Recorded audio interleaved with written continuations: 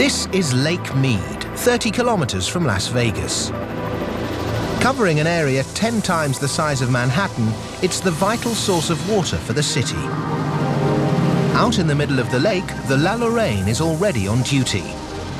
On board is Steve Marashek. Steve works for the Southern Nevada Water Authority, and it's his job to collect samples from the lake in order to monitor the water's purity. Because although the water might look extremely clean, without being treated, it can still contain pollutants and pathogens, which means it's far from safe to drink. It's still got stuff that needs to be taken out. It needs to be free from pathogens and things like that. Every week, Steve collects samples from different depths and areas using a special plastic collection device called a Van Dorn. And after careful labeling, they're sent to the nearby lab for testing. Each sample must be carefully analyzed for harmful bacteria and pollutants. Every week, over 100 different contaminants are checked for, and should anything be detected, they can make sure the water purification process will then be able to remove it. Meanwhile, water from the lake is already on its way to the purification plants. This vast, sprawling site is the River Mountains Water Treatment Facility in Henderson. Despite covering 400 acres, this huge facility is almost completely automated. And Ken Schoolman is one of the few staff needed to monitor the plant to ensure it's running smoothly. This is the nerve center for the entire plant. It keeps me aware of the water quality going through all the filters and what I have to do and what I have to adjust. From this space-age control room, it's up to Ken to ensure enough water is being treated to supply the entire Las Vegas Valley. More than 500 million gallons every day. We supply about 90% of the water going into Las Vegas so they can take showers, they can drink, they can water their plants, and live a normal life. But killing potentially dangerous bacteria and viruses which can live in water isn't easy. Obviously, you can't simply add poisonous chemicals to kill everything. So this plant uses a very rare and unstable form of oxygen called ozone. Ozone is virtually impossible to store, so the plant must constantly generate a fresh supply. To make it, they feed oxygen into these vast steel tanks and create a massive electrical discharge, which causes some of the 2-atom molecules of oxygen to split and recombine into 3-atom molecules of ozone. Making ozone this way doesn't come cheap, and in a single day, the Southern Nevada Water Authority uses as much electricity as a typical American home does in 3.5 years.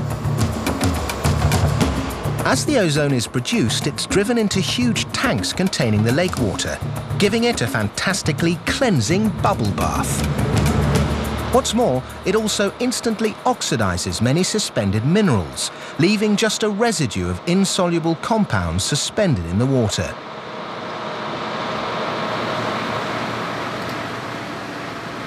To remove these insoluble compounds, Ken directs the water into another series of tanks where it undergoes a process called flocculation. First, ferric chloride is added to the water. Then it's pumped into huge tanks. The ferric chloride causes the particles suspended in the water to stick together. And with the help of a quick stir, they congeal into a visible residue called floc. Now all they have to do is remove this floc. That happens here, using these 2-meter-deep filter beds. Each bed is filled with a combination of anthracite coal and sand, and as the water flows through, the floc is filtered out. The result is clear, odorless water. The resulting sludge is then washed out of the filters and pumped into these huge tanks to slowly dry in the baking sun. At last, the impurities extracted from the lake water are revealed in all their dubious glory. But the filtered water is still not quite ready to be sent to the city. First, it's disinfected with chlorine, which is added at a concentration of 1 part per million. This kills any remaining pathogens left after filtration. And just 75 minutes after arriving at the plant, the water can be pumped to Vegas, allowing residents to enjoy a plentiful supply for drinking, washing, or simply having fun.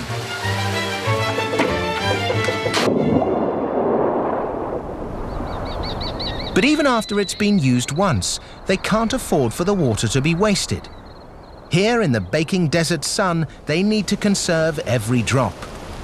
Because not only is Vegas situated in the middle of a desert, its residents have developed a passion for golf. And with more than 30 golf courses dotted around the city, they need a small ocean just to water the 7,000 acres of grass. During the summer, this golf course uses 3 million gallons of water a day. So, to keep the courses green, after the water from Lake Mead has been used once for washing and drinking, it's recycled. Its journey through the city's system of sewers and drains brings it to here. This is the Durango Hills Water Resource Center, where they tackle the unpleasant task of separating raw sewage from water. Now then, generally speaking, once we've eaten something, most of us don't like to see it again. So if you're of a fragile disposition, you might like to turn away now. The sewage is first filtered and large bits of trash and waste removed with an Archimedes screw.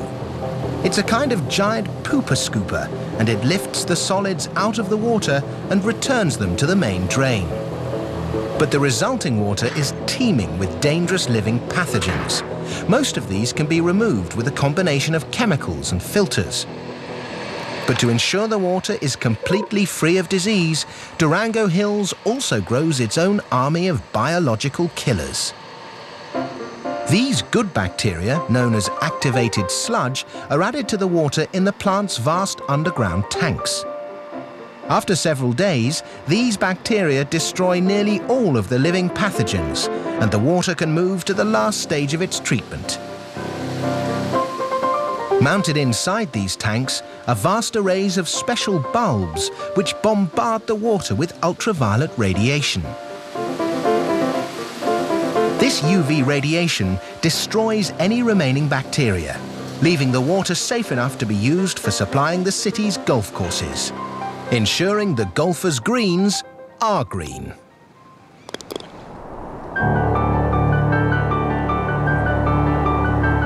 But even now, the water still hasn't quite finished its journey, because some of this recycled water eventually drains into washout streams at the edge of town. Streams which eventually flow right back into Lake Mead, where it will remain until one day it begins its extraordinary journey once more.